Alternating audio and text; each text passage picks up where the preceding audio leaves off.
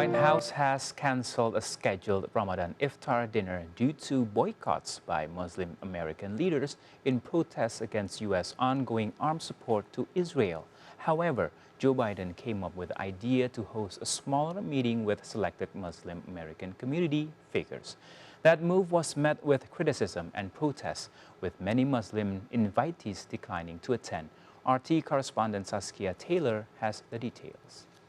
Several Muslim Americans refused to attend the White House's big Ramadan Iftar dinner. Unlike Biden, they thought it distasteful to hold a celebratory dinner when a few thousand kilometers east, people are starving to death and hiding from Made in America bombs. And anyway, what was the point? The community that I hail from, the Palestinian diaspora, it's reeling. We're grieving. We feel like for 6 months we've been totally ignored. And with all of the decisions that were made over the past couple of weeks alone, it suggested that we still were not going to have a voice, that we still were not going to have a seat at the table and be able to share our concerns, and for those concerns to be met, with serious deliberation and to be acknowledged at the very minimum. And you really can't blame him. Did you know that on the same day those 7 World Central Kitchen aid workers were killed, the White House signed off on thousands of new bombs to Israel? A U.S. State Department spokesperson confirmed the approval and said it occurred sometime prior to when the Israeli aircraft struck the aid convoy. The U.S. government has the authority to suspend an arms package any time before delivery, which the spokesperson said probably would not occur until 2025 or later. It has not done so in this case. So, in other words, Biden saw the strikes on those aid workers. He could have made a stand. After all, American money and American weapons keep Israel's military firing.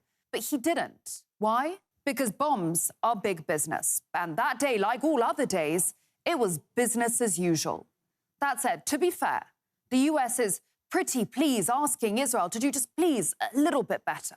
They need to do better in delivering in allowing humanitarian assistance to be delivered, and in achieving better deconfliction and coordination measures for the benefit of the innocent civilians inside Gaza who are suffering. We're going to offer our best advice to them on things that they could do better, and we are going to push them to do better as we have done since the beginning. Well, all that advice has got us to 33,000 dead Palestinians. It's got us to Joe Biden being nicknamed Genocide Joe, and it's got Democrat diehard voters changing colours. Is there a pathway forward for you with Biden? Oh, absolutely not. You cannot keep killing people with our money and just keep thinking that, oh, we are stupid enough to elect you again, because we'll fall in line. We'll forget. I'm willing to let go of Joe Biden and oppose Joe Biden, make him a one-term president, punish Joe Biden by making him a one-term president and pairing his loss with the genocide in Gaza. But true to form, the White House isn't worried. Protesters here in D.C. and New York, across the country, they've settled on a nickname for the president. They've been calling him Genocide Joe. They wrote it on the gates. Do you have a response from the White House to that nickname that they've settled on? We're not worried about nicknames and bumper stickers. I mean, it's First Amendment, free speech. My point is this.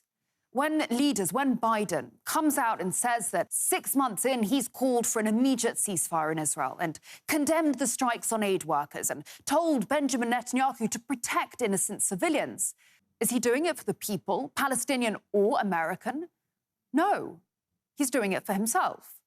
Because it's not a good look to back the killing of people bringing life-saving food. And it certainly doesn't get you re-elected, does it?